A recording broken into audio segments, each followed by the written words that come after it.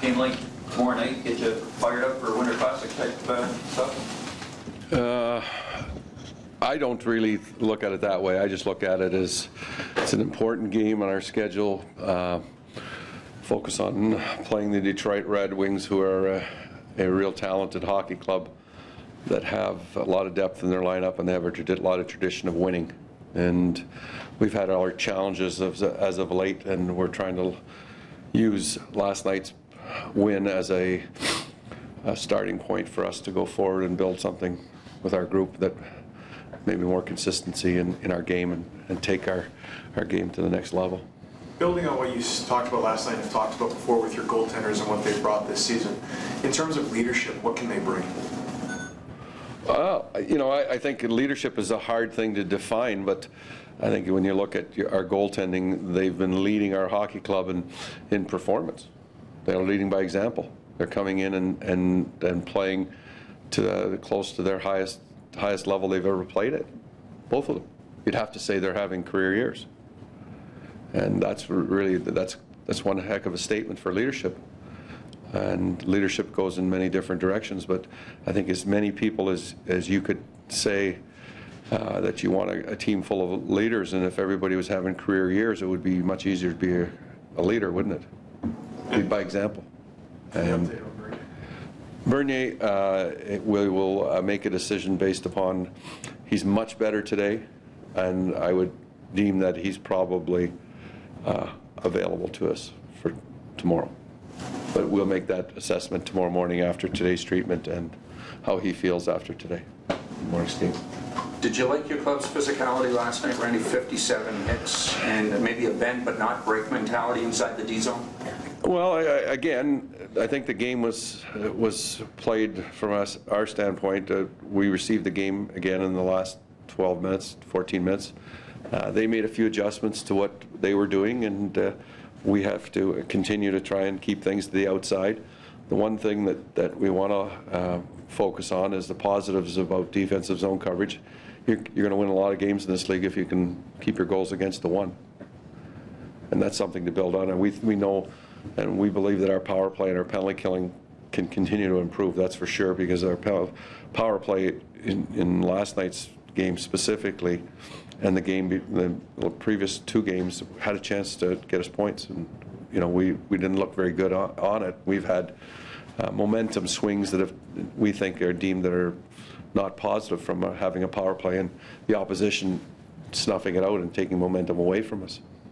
You talked about the pursuit of those 50-50 pucks. It was a little better last night. Obviously, that's a tough thing to teach, though, right? It comes down to the individual. Yeah, again, and that's part of building that box within that we talk about. If you can classify the great players in the league, there isn't a lot of motivation that takes place from outside sources. The motivation is built within, and we're always trying to build that box within our players. And understand that the great players in the league find ways to continually rise to the occasion. Whatever situation they're presented with, they overcome what is going on, all the other things that are going on around them, and they focus on what their task is and what their job is. And we feel that we have to continue to build that box within our group, and that's one of the things that we've started when this coaching staff got together here, is that we needed more competitiveness in the small areas from our hockey club. And that's been absent at times.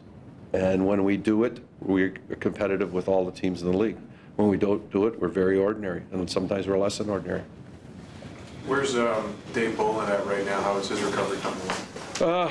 He's weight-bearing now, and he is in stimulus, I guess SIMS type of therapy, stimulating his leg muscles, stimulating the nerve muscles. The healing process is well along its way. To make a statement of where he's at, I can't give you that right now because I don't know.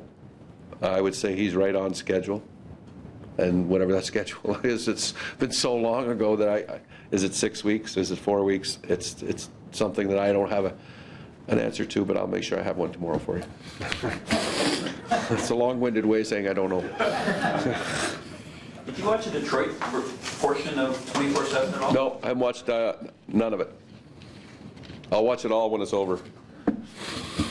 With the attention the team's gotten from the TV show, do you feel that there's a pressure going into tomorrow's game and even into New Year's Day against this team? I think that it's unusual. I'll tell you, it's not normal what we're living right now. And you know how I've talked about white noise, and I've talked about distractions, and this is just another one for us.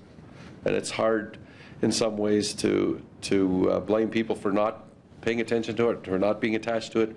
But on the other hand, we have a job to do. These people are professional people. They're trying to make it as easy as possible. But it's not easy to sit and give a team meeting and have a team meeting with a camera and a microphone. It's just not normal for us. We've never had to do this. So there is some adjustments, and these people are, as I said, they're not trying to be in your face, and they respect your privacy when you ask for it at times. But again, it's just not normal. It's not a normal everyday thing that we're accustomed to, and it does take some getting used to. So with the outdoor game itself looming, do you consider that part of the distraction, or is that something that you look for as like something that breaks up the monotony of the season? I think the outdoor game is something that is another part of that white noise, only because of the people that you're catering to. The Winter Classic is an event that you're going to involve everybody around you. All your friends want tickets, your family want tickets, you want this, what are you doing? How many buses are here? It's all listed. I'm going, what the heck are we doing? We're here to coach a hockey club. Let's focus on what we can control. That's, again, part of the distractions that come when you're involved in an event like this, and in this market, that there are those things, and people are going to pull and grab at you, and you need to answer some questions and make some plans. But again, it can't affect what we're doing tomorrow night. It can't affect what we did today. It can't affect, and those are difficult things at times. We understand that. What did you think of Bernier's pads? Ugly. I don't know what they are. They're ugly. With guys like Amigo and Bodie, is the fourth line evolving into something maybe perhaps different than what you thought of? I don't think it's that much different than what we had last year. The difference is we haven't had Colton Orr for a number of games. I think Orzi's earned that right to play on that line and to participate and to have every opportunity to join that again. But I think Jerry D'Amigo's come in and given us some safe minutes and been a spark and been able to use him on the penalty killing. Bodes is a guy that we know. We've had a history with Troy Bodie from years gone by. He's an honest day's work for an honest day's pay. He's an honest hockey player. Then he's going to go out there. He's going to be a great teammate. He's going to make a contribution in any way that he can. And he's proven that night in, night out. And those are the things that you'd like to see your team grow. When your fourth line makes a contribution like they did last night, that's huge for their self-worth and their worth and value within your team. Is Bernier's thing an upper body or lower body? Lower body.